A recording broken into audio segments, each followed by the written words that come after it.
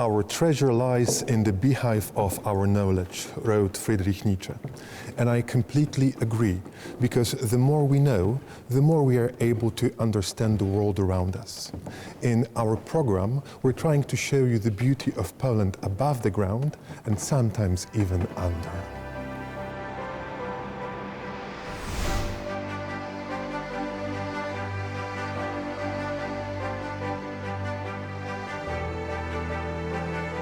Hi, my name is Damian Urbańczyk, and in this episode of Checkout Time, I'm going to show you Wieliczka and the nearby area.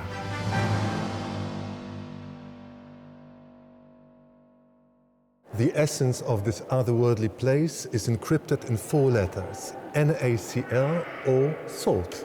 Salt, yes, exactly. And this NaCl literally means a sodium chloride, which is commonly known as a salt, and we are inside a salt mine Wieliczka, which is historically and technically one of the oldest places like this in the world. So when was it created? Well, the beginnings are dated back to 1290. So in 1290, first miners started coming underneath the ground, started mining the salt and creating this unique place which we are right now in. So technically it's over 730 years ago when it all had started.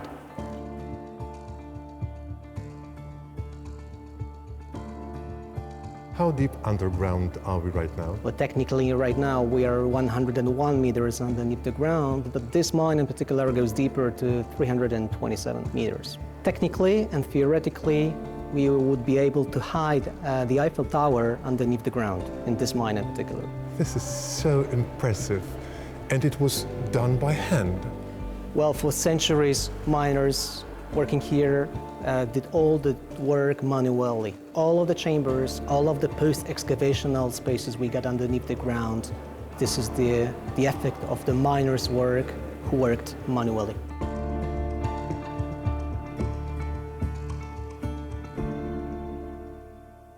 Wieliczka salt mine, although no longer mining, still functions.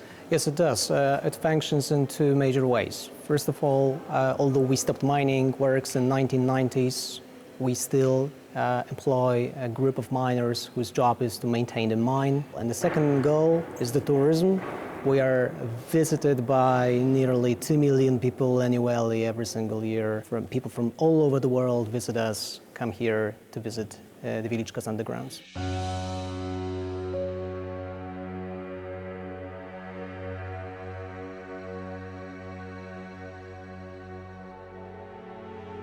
I'm going to make a statement.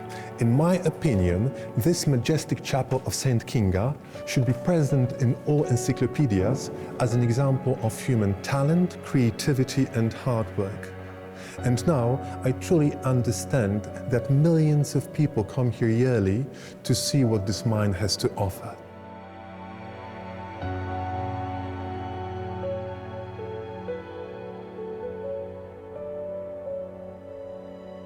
People visiting us visit the most picturesque places we present. So definitely one of the major places is St. Kinga's Chapel, which is located more or less in the middle of our tour. Or, for instance, Staszi's chamber we are in right now, which is at the same time the highest chamber on the route, reaching nearly 40 meters.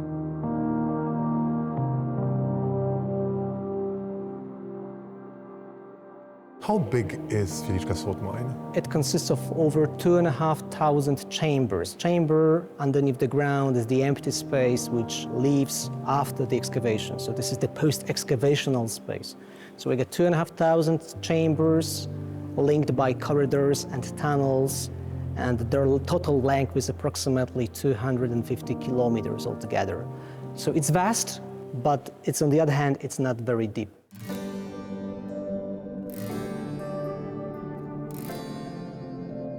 Nowadays, we take salt for granted because it is absolutely everywhere. But 400, 500, 600 years ago, salt meant wealth. It meant wealth, and it used to be called for a very long time or so-called the white gold. It was a very unique mineral, very needed those times in the world, and that's why it was so valuable. Salt mining used to be a privilege of king, but it was very often passed to, for example, noblemen. Technically, they were responsible for gaining salt from the part of the salt mine. Sebastian Lubomirski, who was related with the mine those days, is also known here as a person who had owned his own shaft. Shaft, this is the kind of excavation linking the ground level with the selected part of the mine. So he was responsible for gaining salt from place in the salt mine he could gain by himself. Again, what we said before, it used to be the white gold, and it was the white gold indeed.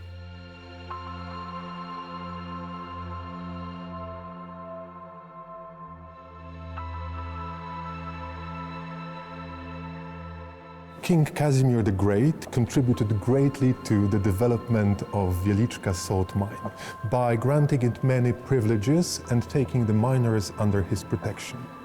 It brought many revenues to the state, but not only to the state. Many fortunes were built on salt, and the mine influenced the entire area around it.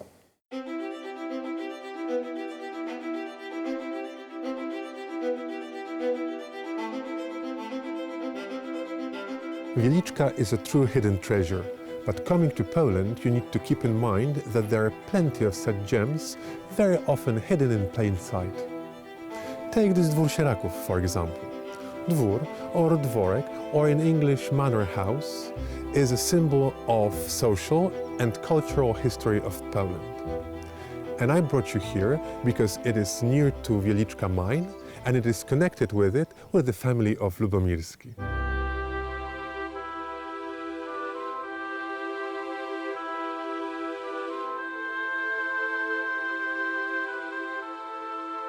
Although Mikołaj of Sieraków, the first proprietor of this estate, is long lost in the depths of history, his legacy continues thanks to work of the next generations. When you enter this manor house, you realize that it was built for the higher classes, as you get surrounded by this feeling of effortless superiority.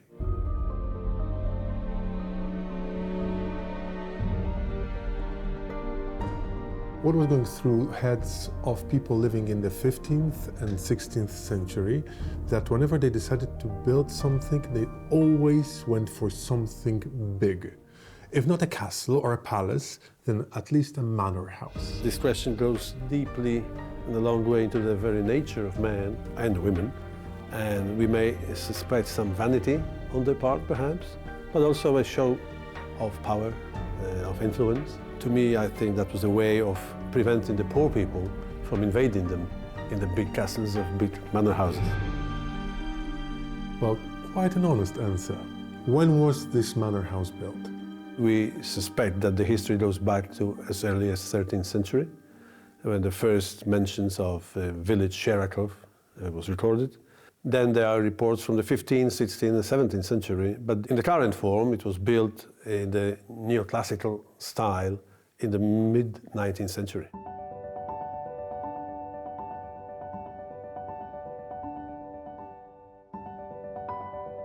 Although it may sound ludicrous, there is this common misconception that once you saw one manor house, you have seen them all, because of this very specific ambience they possess. But I would totally disagree, because although the outside silhouette might differ, the interiors are filled with emotions and stories of current and previous owners.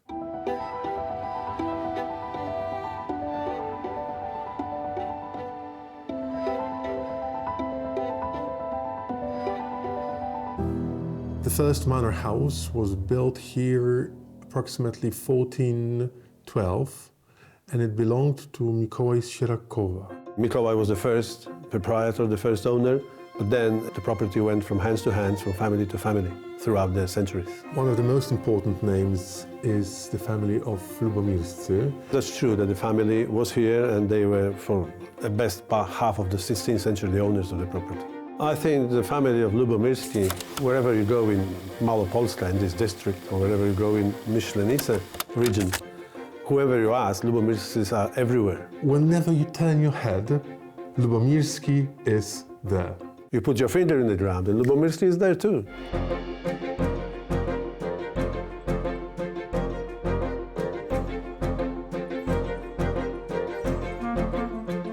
Wealthy families like Lubomirscy knew how to use proximity of Sieraków to Krakow or Wieliczka.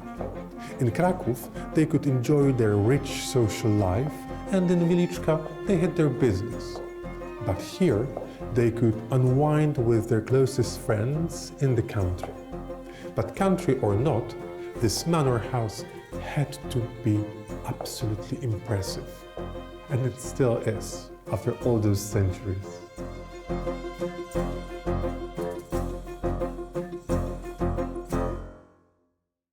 What is the latter history of Dwór Sierakowice?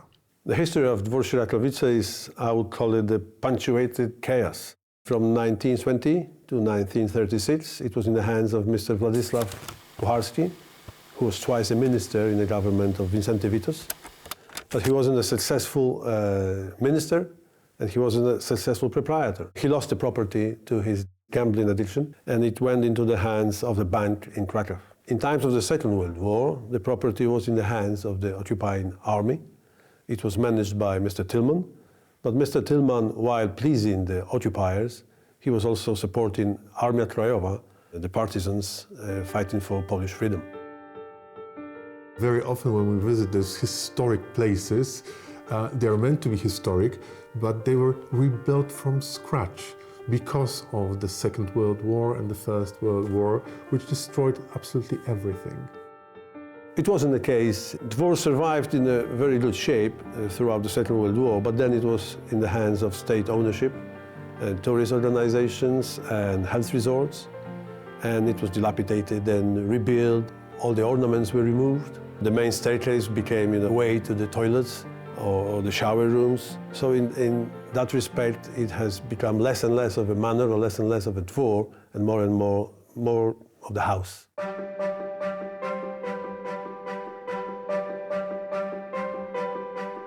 Lubomirski, Romiszewski, Kucharski. These are just a few names of owners who were mesmerized by the beauty of this place. Dwór Sieraków has been passed from hands to hands for centuries.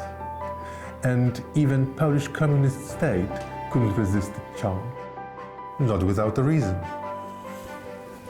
From 1998 till 2005, this estate functioned as a sanatorium.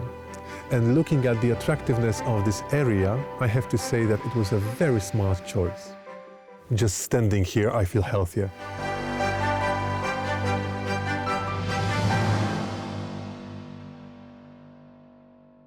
This area was considered to be a health resort.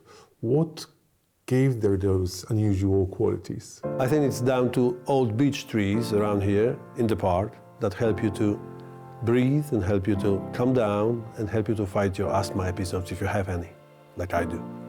The history of this manor, this house, has influenced and still is influencing the people who come here. Even looking at you, you look very dapper, you look very proper, I would say.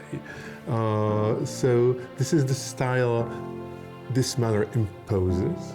My style just reflects the ambition of current owners to create a modern place with a historic background for people just to meet, to make friends, and to have some artistic experiences. Let me just say, job well done.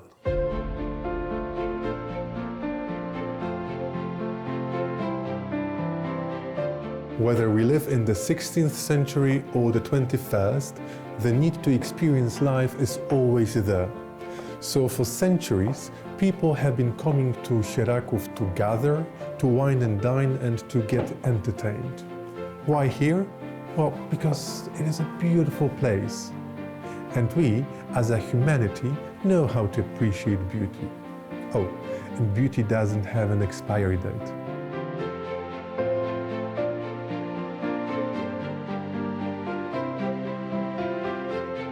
Have you noticed that in the last years, more and more modern hotels are opened in old buildings? They're not being built from scratch in order to connect history with present.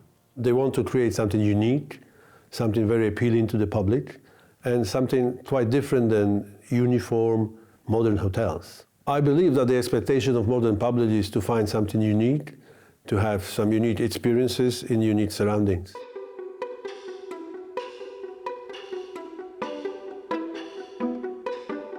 Call me crazy, but I truly enjoy staying in this romantic manor house. It takes me back in my head into times of Jane Austen and Sense and Sensibility. Times when life was easier and more blissful. Well, definitely for those who had money and owned such places. But right now, I can feel like one of them.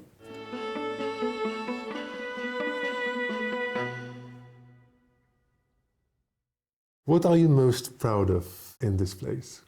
I think the maintenance is the main issue because we have to keep it as it is. And it was a lot of investment, a lot of love, a lot of feelings invested into it.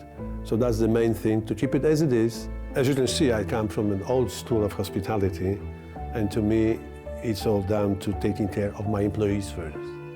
The better the team, the better the service, then the better the care of the guests coming, and subsequently guests will take care of our bank account. So that's in that order, and it has been long forgotten that this is what hospitality is all about.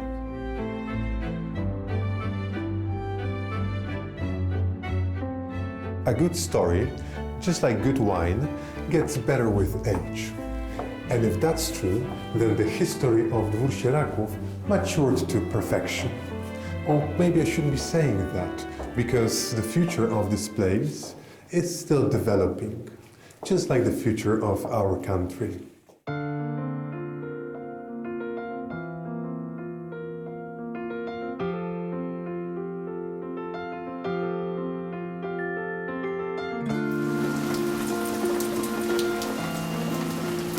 Salt, the white gold of the Lesser Poland, has always been very important for all social strata. From the people working in mines to the noblemen and the kings expanding their wealth. So many centuries have gone by, but salt plays still a very profound role in our lives, not only in the kitchen.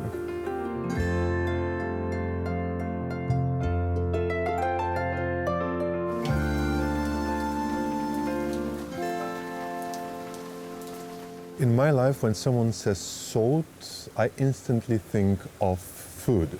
How does salt influence our immune system? It's not so much the influence on the immune system as such as the influence on the mucosal membranes in our respiratory tracts. To, so to say, cleanse the mucosal membranes from mucus. Here in our health resort, we treat patients with chronic rhinitis, including allergic rhinitis, and other chronic inflammatory diseases. So how much time would I need to spend here in order for it to work? In my opinion, at least an hour, just to feel some effect on the way you breathe. But to feel any sustained effect, the salt aerosol should work for a few hours at least. Getting medicated has never been so easy. Simply breathe in and breathe out, inhaling and exhaling pure goodness. This is how Wieliczka remained relevant throughout ages. At the beginning, as a place good for mining salt, right now, as a tourist attraction and a place good for your health. This Brian Graduation Tower was opened in 2014, and it covers the area of 7,500 square meters, I believe, making it thus one of the biggest, or the biggest facility of this kind in southern Poland. Well, perhaps it's the biggest single graduation tower, but there is a larger and more widely known complex of graduation towers in Czechoslovakia, as no doubt you know. It took 700 years to discover the healing properties of salt. Oh no, of course. Healing properties of salt have been known since antiquity. In this particular place, the first attempts to use salt in medicine were made back in the first half of the 19th century, when a certain Dr. Felix Boczkowski returned here as freshly graduated from a medical school in Vienna to take the position of a salinary physician. It was his idea to open such a resort in Wieliczka and to use brine pumped out of the mine to provide balneotherapy, that is, baths.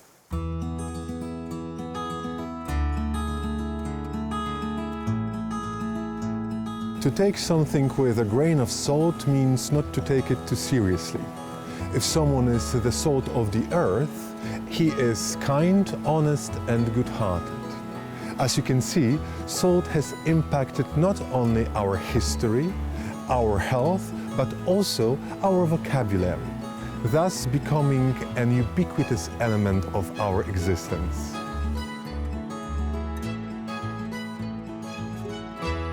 From what I see, salt started influencing this area 700 years ago, and it still does influence this place.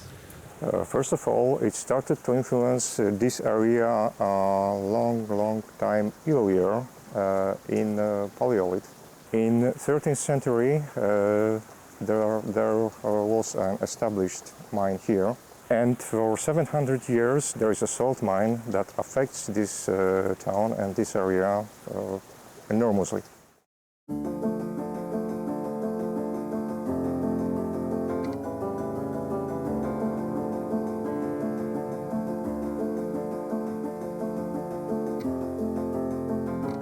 Almost 2 million people are predicted to visit Wieliczka next year, and you should be a part of this number, of course slightly influenced by checkout time, because we are trying to make the character of our program just like salt. Although its presence might not be noticed, its absence makes everything tasteless. See you next time.